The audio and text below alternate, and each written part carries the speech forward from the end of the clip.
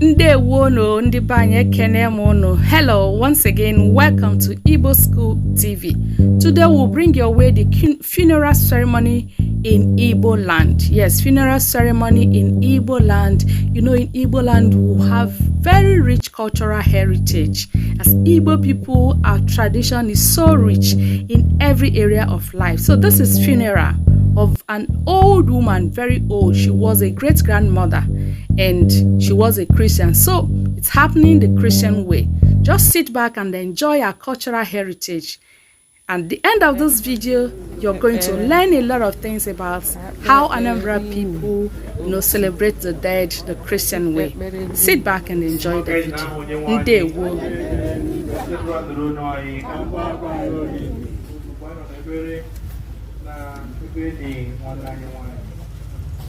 Onye nwanyị Jesu Kristi ịnọrọ n'ime ili mkpụrụ ụbọchị atọ were si na otu ahụ gọzie ili nke ndị niile kwere na gị.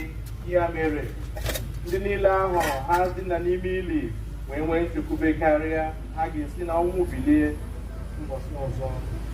Biko mee ka nwa odibo gị Victoria nwee ike ịnọ n'ili nke a zuo ike nke ọma na ndokwa, ka ọ nọrọ ya ruo mgbe ị ga-ekuli ya nye ya ihe.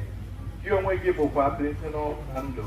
Mee ka o were ọkụ nke ihu gị hụ gị n'ihu n'ihu n'ebighị ebi nke n'igwe, nke dị ndụ na-achị eze ruo mgbe ebighị ebi.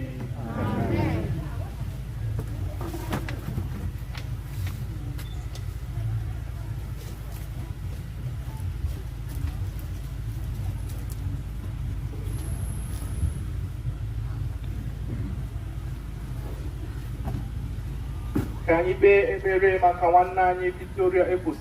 Ka anyị rịọ di nwere anyị Jesu Kristi ka ọ bụ onye kwuru sị, mụ onwe m bụ mbilite n'ọnwụ na ndụ. Onye ọbụla kwere na mụ, ọbụna sị na ọ nwụrụ anwụ, ọ ga-adị ndụ ọzọkwa. Onye ọbụla nke na-adị ndụ nke kwerekwa na mụ, ọ gaghị anwụ anwụ ma ọlị ruo mgbe ebighị ebi. Azịza anyị ga-abụ, anyị arịọ gị nụrụ olu anyị.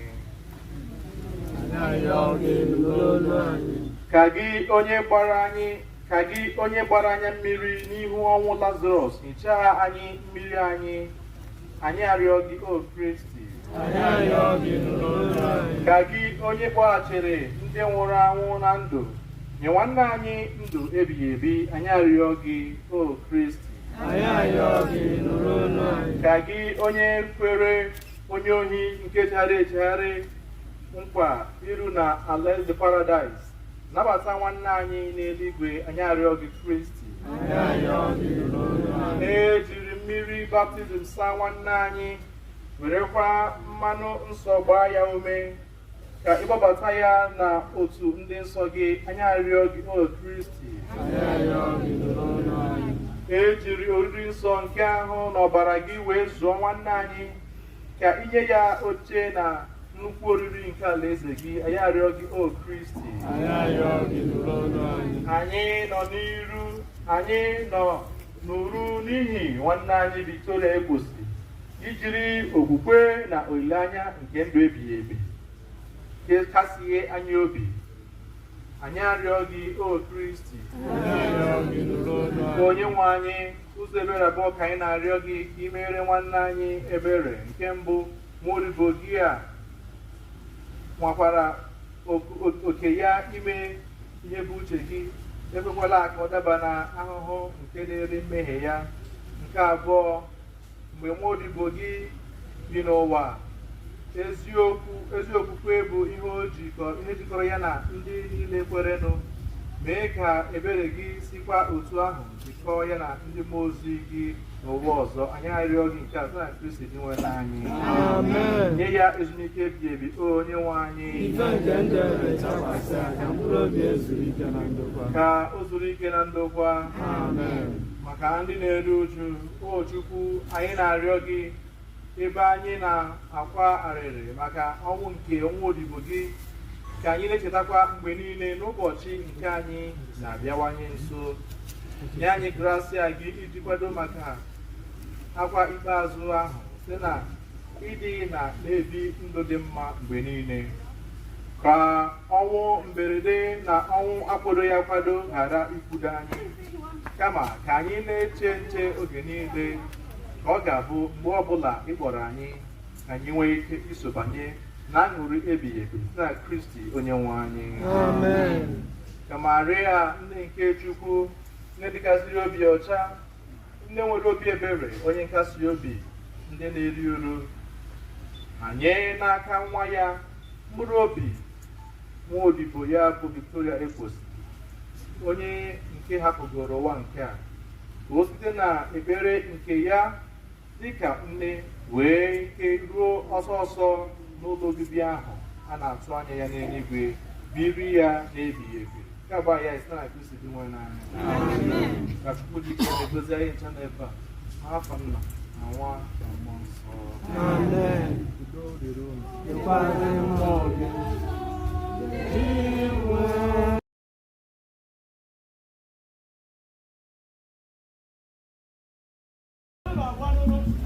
Bye.